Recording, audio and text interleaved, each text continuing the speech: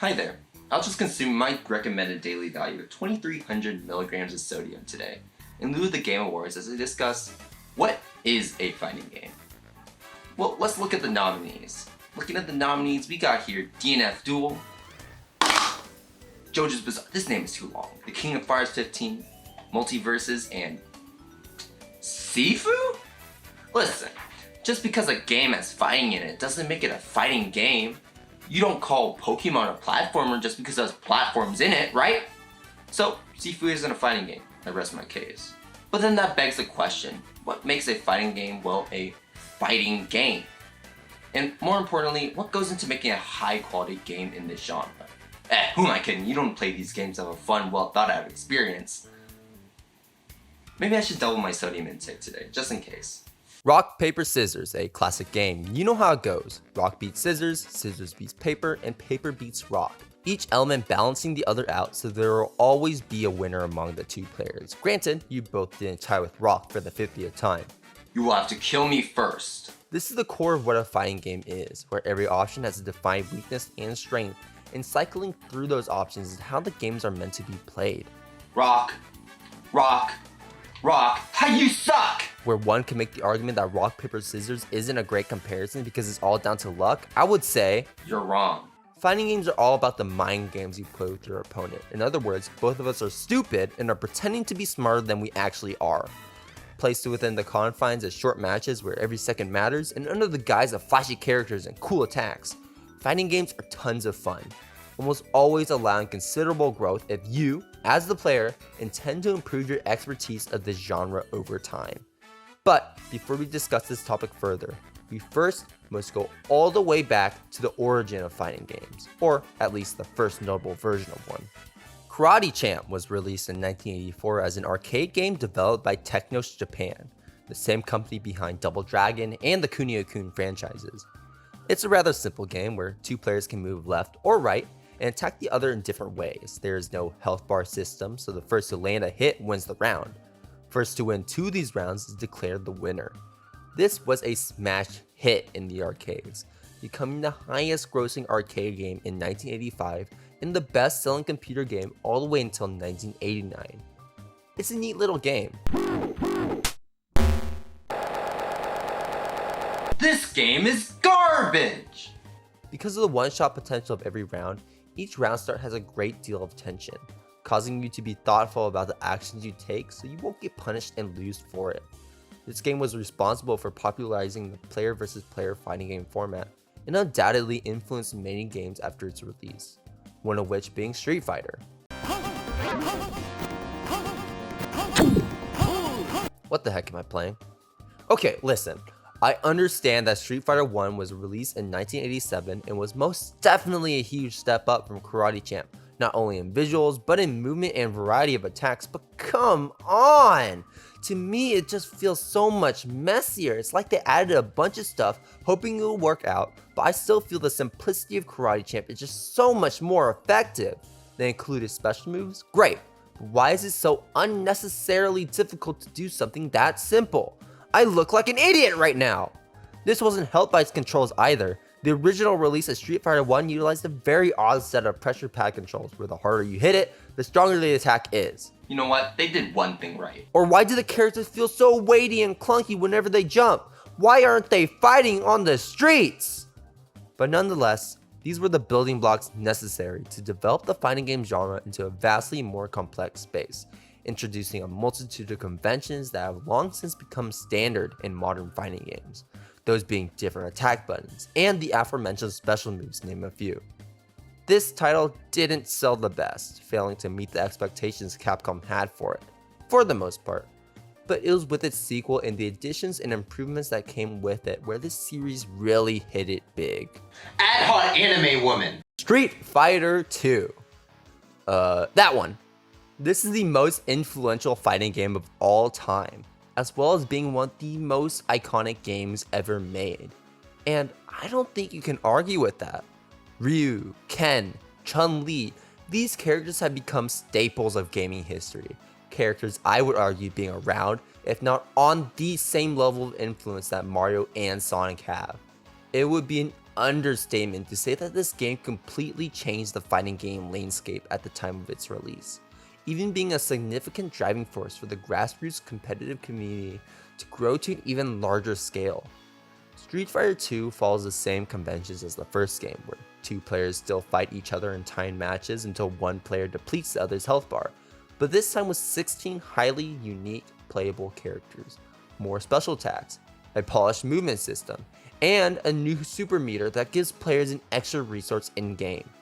Street Fighter 2 has to this day sold over 20 million copies across its arcade cabinets and home releases, establishing itself as the best-selling Street Fighter title in the entire franchise. Then, we arrive at Street Fighter 3 and I ask, what went wrong?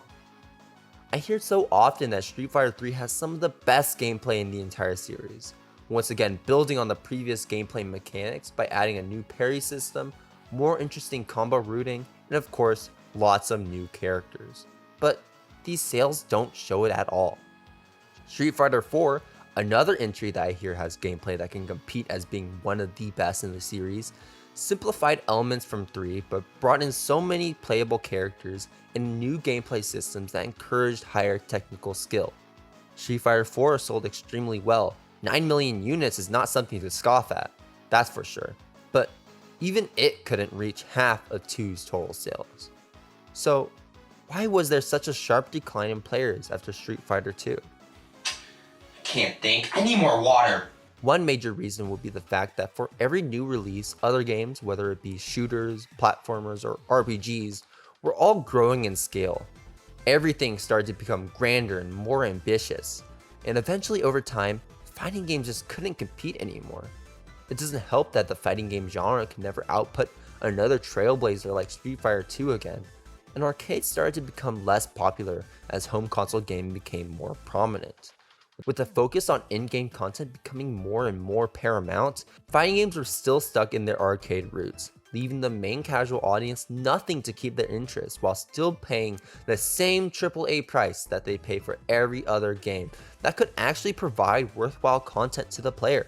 Sure, sometimes a story mode will be included along with the generic survival, time attack, and score attack modes, but that's really it. Dang, no one is interested. To rectify this, instead of adding more single-player experiences to their games, companies began to look for new ways they could change their game that could potentially bring in consumers.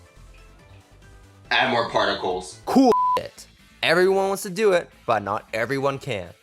This is a major point of contention many people hold against these games. I don't exactly agree with the whole sentiment that fighting games are hard, but I can at least see where the view comes from. I just lost 50 times in a row today. Lots of the coolest parts of older fighting games just are unfeasible for newer players to perform, or only look cool if you're an experienced player that knows what they are looking at. Holy shit. So naturally, as visual fidelity increased, so did the visual flair of fighting games. Even the minuscule combos began to look more and more impressive, regardless of the difficulty. What was once, Oh, he punched somebody. is now. Oh my god, he punched somebody! However, this wasn't enough, both for the public and the studios. So what better way to entice new players than to make the game simpler? This trend of making games increasingly more straightforward can be seen in numerous long-standing franchises, Street Fighter being an obvious example that I have mentioned already, but Guilty Gear, Mortal Kombat, and even Tekken weren't immune to this either.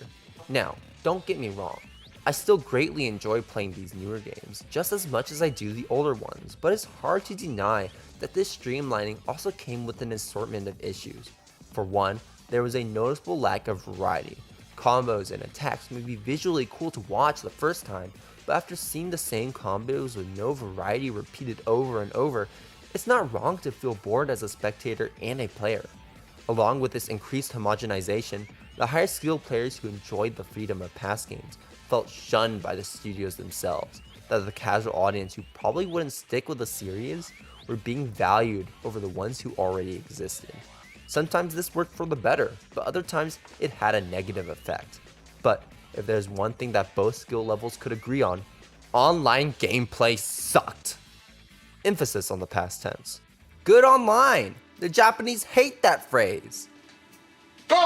Fighting games, ever since the rise of online multiplayer, have made little efforts in creating an acceptable online experience, and it isn't until now that they are finally doing something about it. You'd think that they would have taken action sooner, considering how important player versus player gameplay is to this genre, not to mention every second in game is so important to a potential win or loss. Like, sure, you lagged in Call of Duty, but at least you were just doing a simple point A to point B with no enemies around. The problem with fighting games is that online connections can vary so wildly compared to other games. The integrity of your gameplay hinges on you and your opponent having a solid connection with each other. Sometimes you can have the smoothest experience ever, or you can have a PowerPoint slideshow. Seriously, how did they look at this and just shook it off like, yeah, this is fine. I get it, game, I lost. You don't need to rub it in! Thankfully, companies, especially Arc System Works, have taken heed to this issue and have worked to improve the netcode for all their games, new and pre-existing, ensuring that online is fun to play for all. All in all, I believe what goes into making a solid fighting game is to include a wide variety of single player and multiplayer content, making the high price tags worth it, and that new players will stick with the game for longer because of it. Next, every fighting game should balance itself to be both newcomer friendly and rewarding to those of technical mastery, so that the reward properly scales with the risk involved. Next, every fighting game should present an enjoyable online experience. Street Fighter 6, I believe, is checking off all of these boxes, providing an expansive and robust single-player story mode with tons of player customization and lots of fun, new, interesting game modes to try out, enabling creativity with its combos and movement, and it's just an all-around pleasant gaming experience. Oh, hold on, I'm getting a call from my doctor. Oh. I have 60 seconds left to live.